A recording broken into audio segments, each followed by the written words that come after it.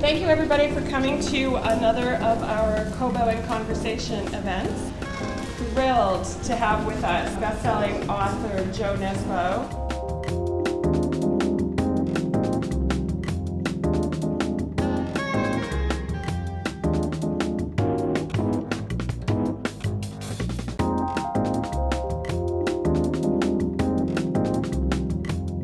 Jo is in conversation today with Geoff Pevere, who is a film critic, book columnist, cultural journalist. So I'm hoping that these two have a great conversation, and I'm glad you could all come.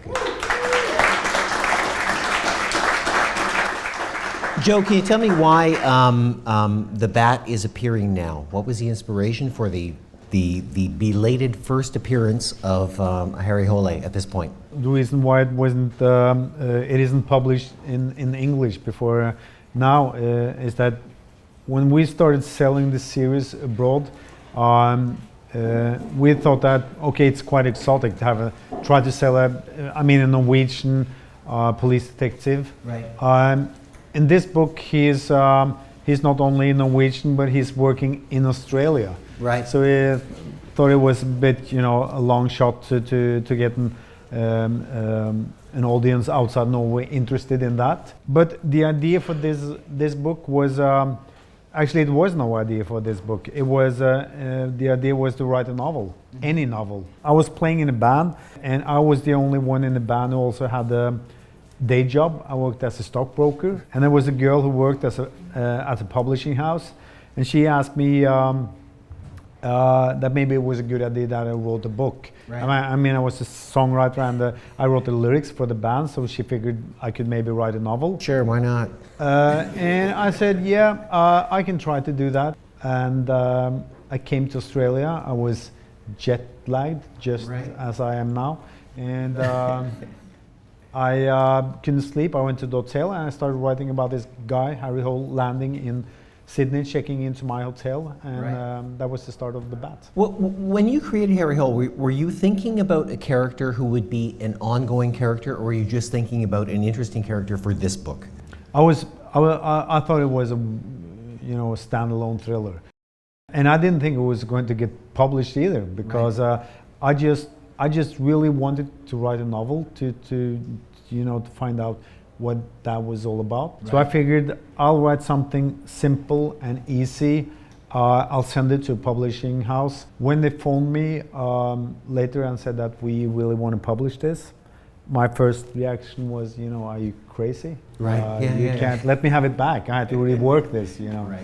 I think that you don't just generate characters. You need to create people that you were fascinated by. What interests you about Harry? He is a flawed character, but that is not because of his alcoholism or because he's a womanizer. Mm-hmm. It's because he doesn't always make the right moral choice. You are a fan of the American author Jim Thompson, and Jim Thompson has created some of the most complex, dangerous, dark characters of all. He wrote about psychopaths in first person. Mm-hmm. Which is quite scary to begin with. Yeah. Exactly. Because what happens when you present the main character of a story in first person, automatically, whether you want or not, you will try to identify. That is what interests me, that you can sort of manipulate the reader into, rooting for the wrong team. Movie adaptations. Are you interested in having Harry on screen? I wasn't for many years, because I was still writing the series. But then some years ago, a working title called me and say, "Hi, we made Fargo." Right. Yeah. And I love Fargo, so they said, "Okay, how about turning The Snowman into a movie?" Mm-hmm. And I made a list of 4 directors, and on top of that was Martin Scorsese. And they said, "Are you crazy?" And I said, "Probably." I said. And I gave them a list, and 6 months later they called back and said, "Martin Scorsese want to do it." Absolutely. So is this happening? Yeah, he has signed up for the movie. He wanted to do The Snowman. I'm really curious how the response has been in North America, and how you feel readers are responding to you, differently from the readers in Europe. I'm just happy, it's to be allowed to travel and to meet readers all over the world. I actually met a reader on a plane here. He didn't recognize me. That is the good thing about being a writer. He was talking a lot about what he was doing, and then he turned to me and said, that book, what is that book you're reading? And I said that, okay, it's Jonathan Franzen, Corrections. And he said, the grammar in that book is really good, you know. In Norway, all the writers, they are really bad at grammar. Take this best-selling Norwegian writer, Jo Nesbø. His grammar is awful, you know. We don't know his grammar.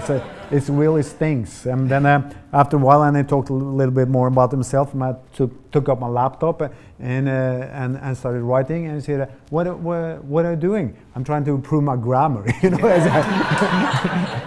I'm interested in the fact that you say that it's the moral choices of Harry that are interesting. And in every book, he seems to come closer to meeting the final arbiter of those choices.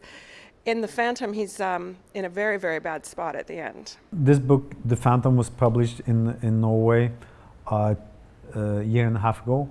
It was sort of a press release 3 days ago when I said that he's not dead. And there's going to be a new Harry Hole book next summer.